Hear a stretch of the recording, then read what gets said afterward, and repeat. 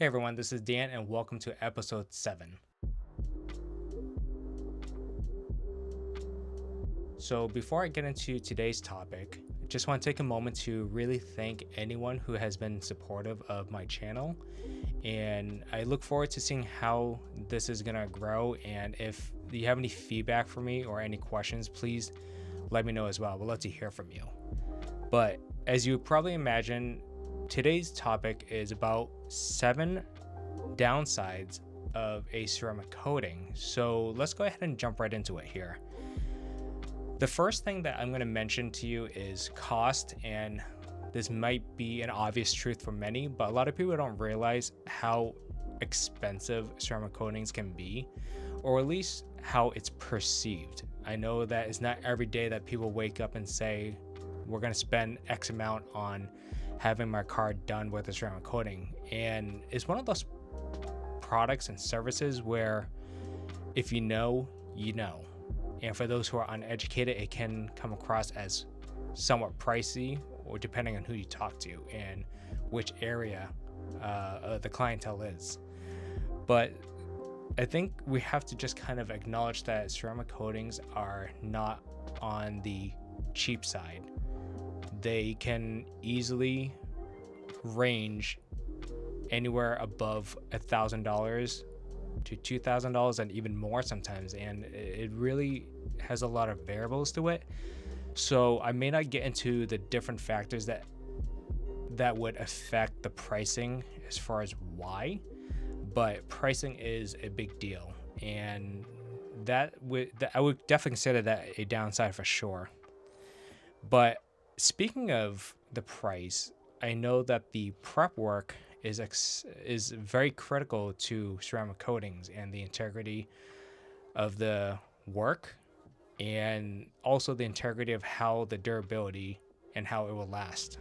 So I know some people would say, oh, you need to do a full paint correction on the vehicle to do a ceramic coating, which is a nice to have, but there are steps that you can take where you just need to do things where you can do a hand wash, do the chemical and mechanical decontamination process, which is the iron removal, the tar, and the claying, to say the least.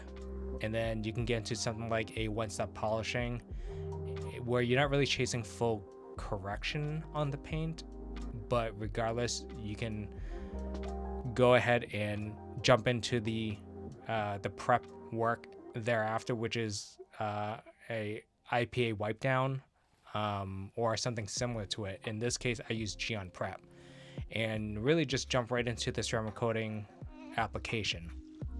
But regardless of the situation, it's gonna take you, if you are opting for a ceramic coating, you would easily be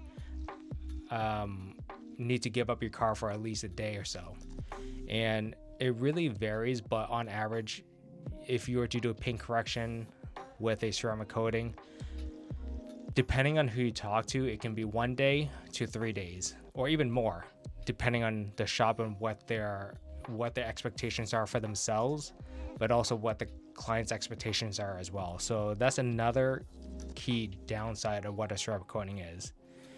And one thing that is extremely important to emphasize is the third one, which is they're not scratch proof by any means. And I like to have the conversation with my prospects and my clients saying, if you're worried about scratches into the future with your new vehicle, or just want to have something done, then unfortunately ceramic coating you have to apply on top of a paint protection film, or get paint protection film with hydrophobic properties built into it.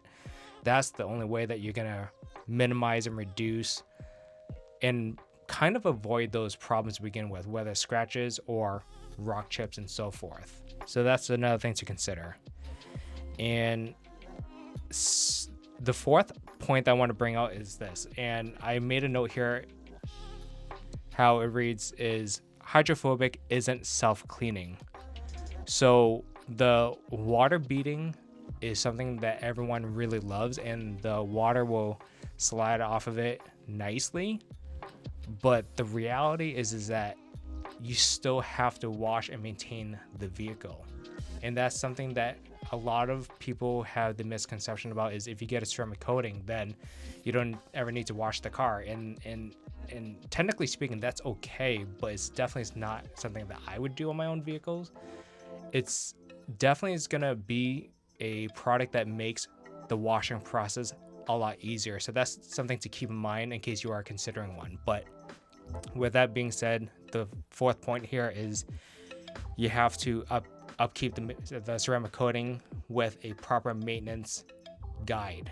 And that's something that I have on my website on thebuffmoose.com. I'd be more than happy to leave the link of my website down below as well, so in case you wanted to take a look at it. Now, the fifth point that I have here is the lifespan can be misleading. So what does that mean? I think there's a difference between the lifespan claim. So someone can claim that the ceramic coating can last between 5 to 10 years, and I think that would be wonderful. But it's important to consider something else. I like to refer to this as the realistic durability and lifespan of the ceramic coating. So what does that mean? Going back to the water beading and the properties of it, depending on the ceramic coating, so just kind of keep that in mind when I say this here, but a ceramic coating can continue to have those properties for a certain amount of time, but the matter of the truth is you still have to maintain it, like I said, right? Because if you don't, eventually those properties, especially the hydrophobic properties, they can eventually drop off, and that tends to kind of sway a lot of people away and turn people off, because they kind of say to themselves, oh, it's no longer working. No, the ceramic coating is still there. It's just, in order to see those properties come back, you need to maintain it. So could a ceramic coating last that long? I would say with proper maintenance, it can. And I'll give you a prime example. There was a client of mine where I put a entry-level ceramic coating on. In this case, we're talking about Geon Can Coat, and I serve the Portsmouth, New Hampshire area. So I like to say we are in New England, so we have to kind of think about the idea that where we are in terms of location and the kind of climates that we are up against. And long story short, regardless if something has a 6 months plus or 1 year claim on it, I like to just dial it back and say you're gonna get about 6 months out of it, and if we can get more out of it, great. So to fast forward up until now, I've been detailing this vehicle about twice a year, doing the maintenance detail, which includes my signature hand wash and replenishing the top coat with Geon wet coat. And I did this work over 2 years ago, and the ceramic coating is still performing like day one of doing it. So it really goes to show that how important it is to maintain the ceramic coating. So the next point that I have here is it can be difficult to remove or repair.